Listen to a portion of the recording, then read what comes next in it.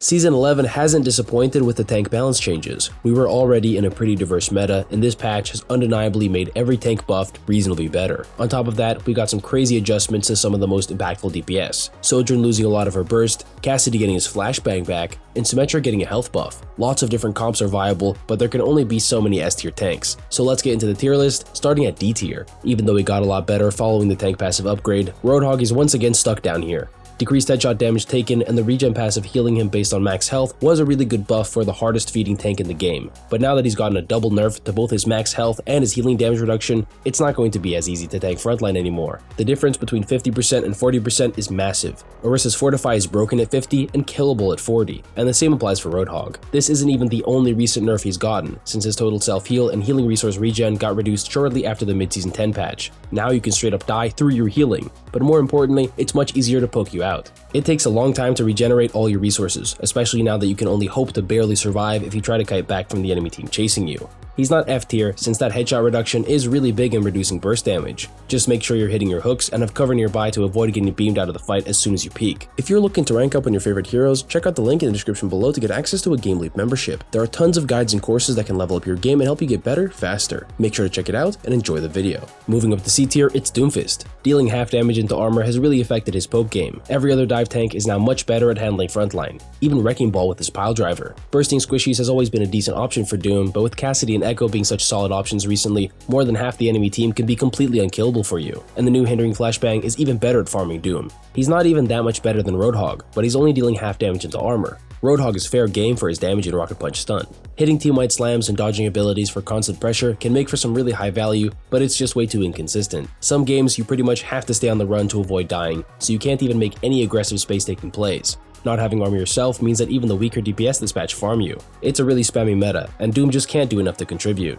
Slightly better at the top of C tier is Zarya. She still pales in comparison to every other frontline tank. At least her damage is respectable if you keep breaking bubbles, but all the top tanks can survive easily with their high health shields and mobility. Her shields haven't been impactful enough since they got their 25 health buff removed, alongside all the other minor buffs that actually made her more useful. So now she's just a high damage ground bot. Her biggest problem isn't really the tank, but the DPS playing behind the tank. She just can't get to them without fighting through a ton of mitigation first, and she herself doesn't tank enough for her own team. She's not exactly a bad tank, since her bubbles do save allies and her damage is good for trading resources and forcing heroes out, but she only has an advantage into Matrix tanks. And even then, Sigma has a shield, and Orisa and D.Va both have crazy high armor. At maximum charge, you're only dealing 133 DPS, and that's just about the same amount of damage that they're dealing back to you. The best way to get away with Zarya is by hard pocketing aggressive DPS with bubbles, hoping that they won't be matched by another tank. 200 bonus health is nothing to sneeze at, even after Season 9. Moving up to B tier, we've got Orisa. She's no longer the only viable tank, mostly thanks to the armor changes rebalancing everything. The nerfs she got definitely did their job though, since a fortified Orisa can't just hard push wherever she wants anymore.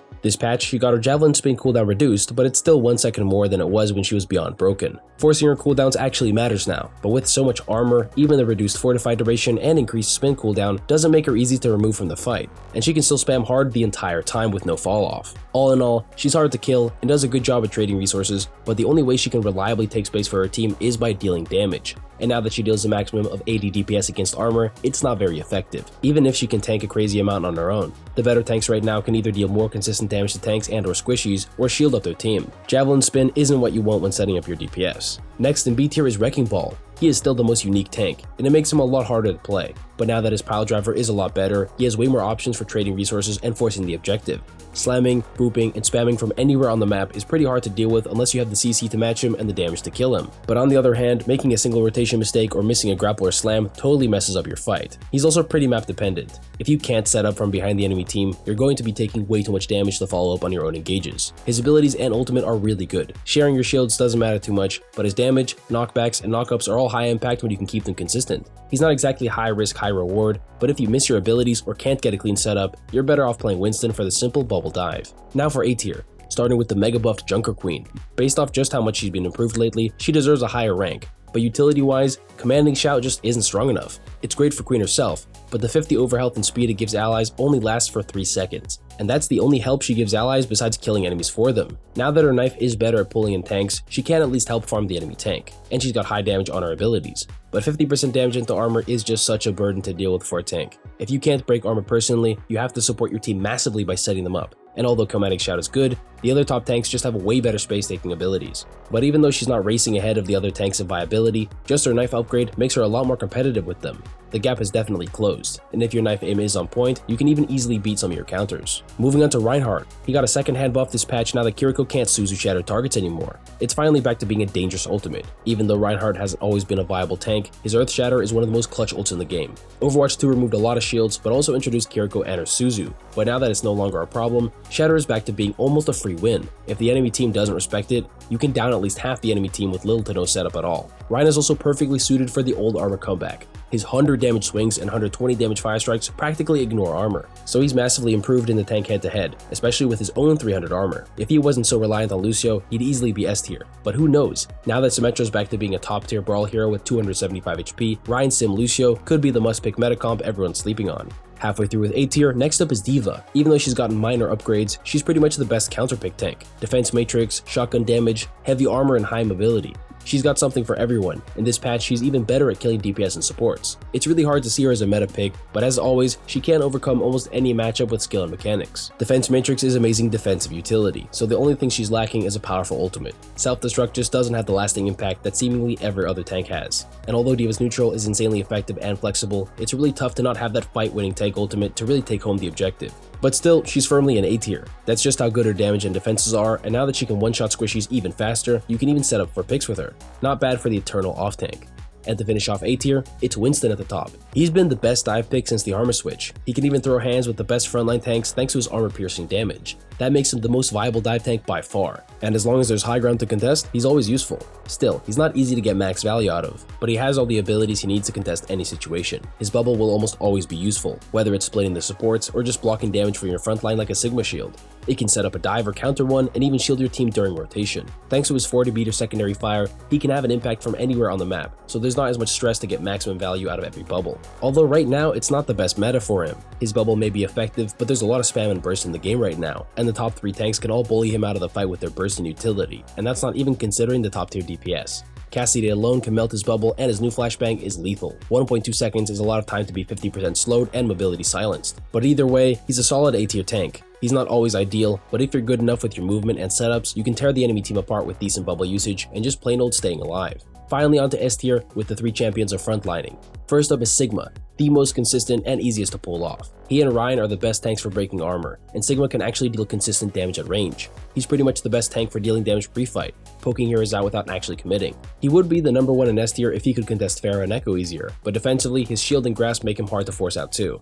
The top tanks all have some seriously busted abilities, and in Sigma's case, his shield is just so readily available, and his grasp helps to soak pressure when you finally take too much damage. Even Accretion is a top tier ability. Sigma is one of the only stun tanks because of it, and it's also one of the biggest projectiles in the game. And even though he got his Gravitic Flux through walls removed, it's still a top tier ultimate without that game-breaking feature. He's super easy to plug and play whenever you just need to win with spam, but with no armor and no damage reduction, he can lose out to even Winston.